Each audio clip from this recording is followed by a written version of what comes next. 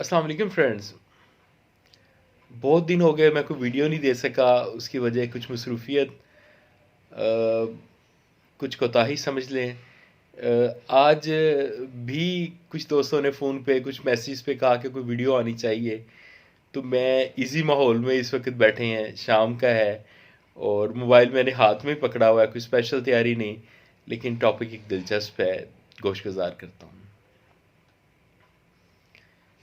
आपने देखा होगा कि आपको यूनिवर्सिटीज़ में पाकिस्तान के कॉन्स्टिट्यूशन के अलावा दो और कॉन्स्टिट्यूशन पढ़ाए जाते हैं, जिनमें से एक बरतानिया का होता है और दूसरा अमेरिका का। तो हम समझते थे कि हमें इंडिया का कॉन्स्टिट्यूशन इन्हें पढ़ाना चाहिए, जो हमारे साथ आज़ाद हुआ है, और क्यों कर वो एक डेवलपमेंट के रास्ते पे है, और क्यों कर वहाँ पे कभी फौजी आमरीत नहीं आई, और किस तरह से हमसायों ने अपने आप को मैनेज किया। इसके बरक्स हम सात समुंदर दूर वालों का क्यों पढ़ें। मैं कैमरे को थोड़ा सेट करता हूँ क्योंकि हाथ में पकड़ा हुआ है। तो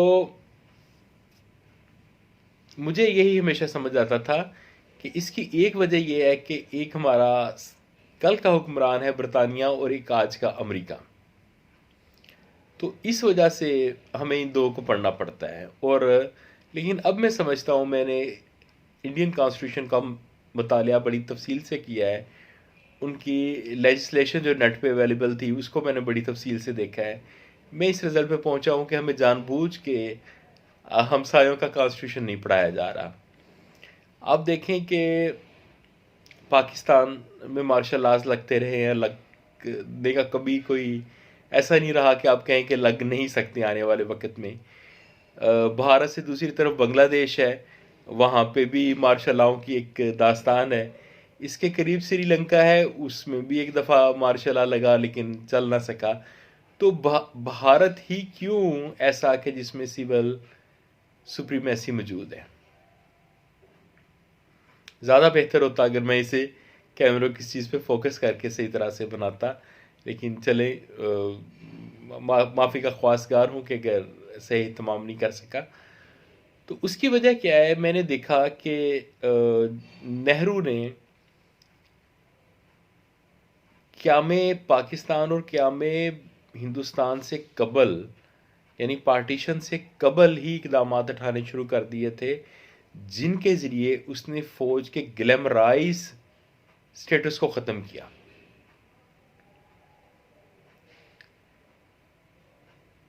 उसने पार्टीशन ऑफ इंडिया से पहले जो मंजूर करवाए कवानीन, उनमें से एक अपनी दरख्वास्त पे ताज बरतानिया से जो मंजूर करवाया, उसमें यह था कि जो उनका कमांडर इन चीफ है वो एडवाइजरी काउंसिल में, एग्जेक्टिव में नहीं बैठेगा। उसे क्या किया जाएगा, उसे मातहत किया जाएगा सेक्रेटरी दफा के। यानी अब उसको सलाह मशवरे की कहानी से निकाल दिया। इसके बाद 1949 में लेजिस्लेशन के ज़रिए इनकी तनख्वाहों को आम अफराद के पे स्केल्स और तनख्वाहों के बराबर ला दिया गया, ताकि और बड़ी बड़ी रहाइश गाहें आर्मी से ले ली गई। फिर आर्मी चीफ के पास कुव्वत फ़ैसला ख़त्म कर दी गई और मुल्क को चार हिस्सों में तकसीम कर दिया गया।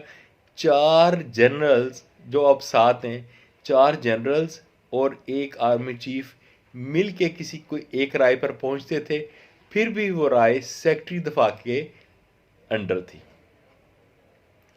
वज़ीर आज़म सदर की सिक्योरिटी, एटमी असासों की सिक्योरिटी, फ़ौज अपनी तरह जैसे इधर फ़ौज करती उधर फ़ौज नहीं करती। इसके लिए स्पेशल फोर्सेस हैं। यूं फ़ौज के लिए मुमकिन नहीं रहता कि तकर्रर और तबादले अपनी तरह ख़ुद कर सके, और ना ही यूं रह जाता है कि अपनी मर्ज़ी से कैपिटल सिटी पे किसी ब्रिगेड वगैरह के हेड की तैनाती कर सके। तो तकर्रर और तबादले भी वहाँ पे आर्मी चीफ नहीं करता, सेक्रेटरी दफा करती है, जो कि करता है, जो कि वजारत दफा का हिस्सा है और वज़ीर आज़म के मातहत है। फिर इसके अलावा उन्होंने एक एक्ट के ज़रिए नॉन मार्शल और मार्शल रेस का तस्वर ख़त्म कर दिया। हमारे कॉन्स्टिट्यूशन में और हमारे लॉज में आप देखेंगे कि हमारी आईएसआई जो है इसकी अपॉइंटमेंट्स आर्मी चीफ के अंडर है, और जबकि और सारे के सारे फोर्सेस से लिए जाते हैं। राह में और आईबी में इस तरह से नहीं है, राह में सिविल ब्यूरोक्रेट्स भी आते हैं। यूं उन्होंने कदम कदम पे वो स्टेप्स उठाए जिसकी रूह से आज मैं कॉन्स्टिट्यूशन ऑफ इंडिया को पढ़ के कह सकता हूँ कि वो आज़ाद हुए हैं, हमारा मुल्क बना है। आज़ाद एक्चुअली वो हुए हैं।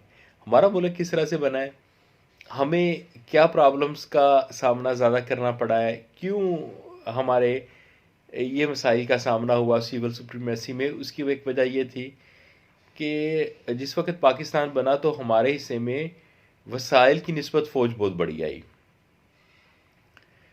इसके लिए हमें अमेरिका की तरफ देखना पड़ा। पाकिस्तान दो हिस्सों में तकसीम हो गया, फ़ौज की तादाद उतनी की उतनी ही रही। पाकिस्तानी ख़जाने पे बोझ ज़्यादा था और इस फ़ौज की ज़रूरत भी थी, क्योंकि हम सायों से हमारे तल्लुकात कभी भी सही नहीं रहे थे, और दुनिया जंग और तजारत को अलग रखती थी, हमने तजारत को जंग के साथ मशरूत कर रखा था। तो फ़ौज का वही एम्पीरियलिज़म वाला तस्वर रह गया पाकिस्तान में, जो कि ताज बरतानिया दे के गया था। यूं आप समझें कि इसमें एक लेजिस्लेशन का रोल है। आप यूं देखें कि नेहरू ने अपनी सरकारी रहायशगाह बतौर वज़ीर आज़म तर्क करके आर्मी चीफ की जो सरकारी रहायशगाह थी उसमें रहाइश रखी, और उसकी बजाय उसे एक छोटी बिल्डिंग दी। ये आगाज़ से एक सबक था कि सिविल आपसे ज़्यादा सुप्रीम है, और आपके पास कोई डिसीजन की पावर नहीं है, ये सिविल गवर्नमेंट के पास है। आप जानते हैं कायदे आज़म के भी ऐसे इरशादात हैं, लेकिन अल्लाह ताला ने वो उनकी ज़िंदगी की वफा नहीं इतना अरसा पाकिस्तान के साथ चल सकी, वो मामला सेटल नहीं हो सके। तो मेरा ख्याल है कि ये मुख्तसर तारुफ काफ़ी है कि कॉन्स्टिट्यूशनली हम क्यों इतने कमज़ोर हैं कि हमारी पार्लियामेंट हंग पार्लियामेंट बन जाती है। शुक्रिया, अल्लाह हाफिज़।